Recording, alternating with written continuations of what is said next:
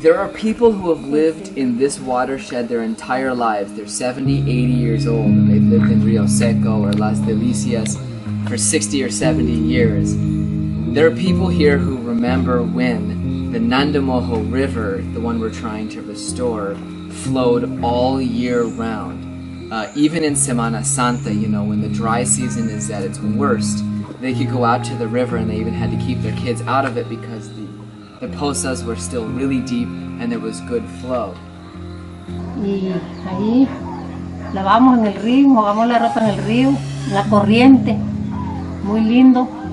Y ahí veíamos camarones, luego se veían los camarones y muy lindo, pero ahora no. Now, the Nandamojo is a seasonal river.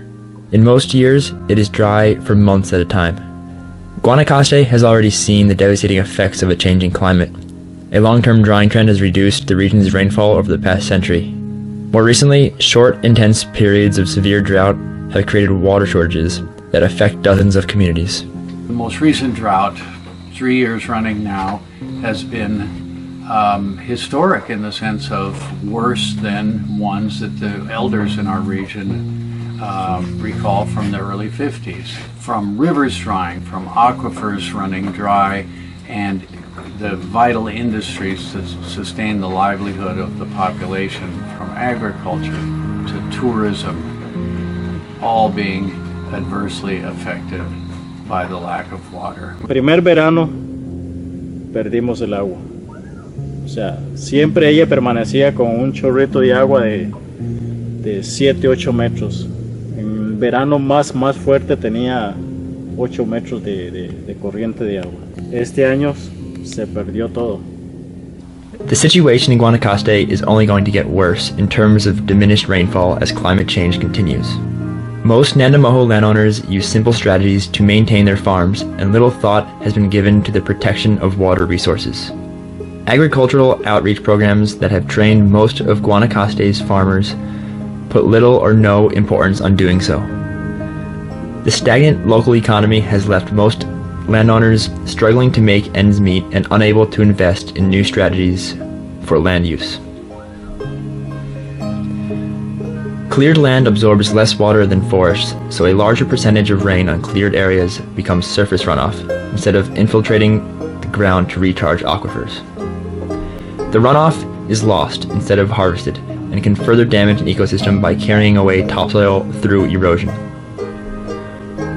Restoring Our Watershed is working towards building a landscape that is able to harvest more water each year. This starts with building strong relationships in the Nandamojo communities. We reach out to residents through education. Working in elementary schools around the valley, doing hands-on workshops, teaching the importance of protecting water resources. The goal is to develop students' understanding of how a watershed works and how human presence in our valley has impacted its most important functions.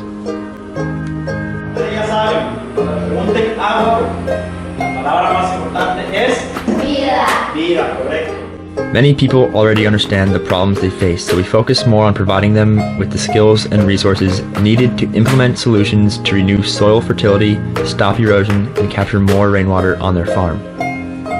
For many families, the most urgent need is economic, and so we've created a new source of wealth in the watershed through Bees for Trees. It's a program that gives watershed families small loans to purchase tools and equipment for beekeeping. In exchange, they reforest 10% of their land.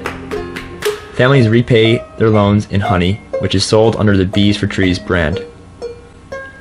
All profits are used to pay the cost of other reforestation projects. For example, reforesting, repairing corridors.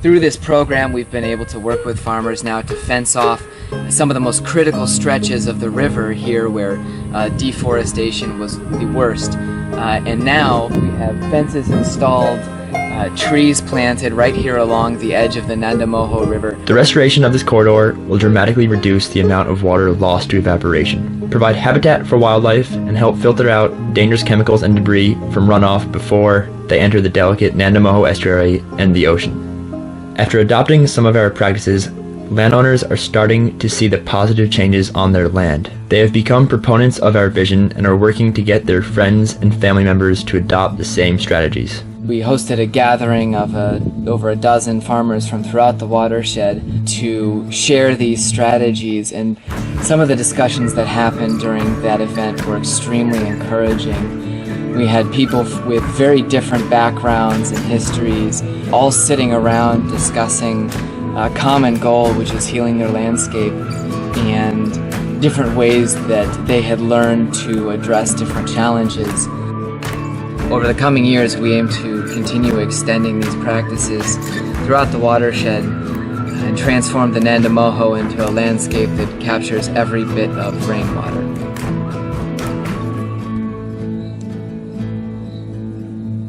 So we've got great positive momentum that over the coming years we plan to build on until we've reached the several hundred Nandamojo families that can transform this landscape into one that captures every bit of rain that falls.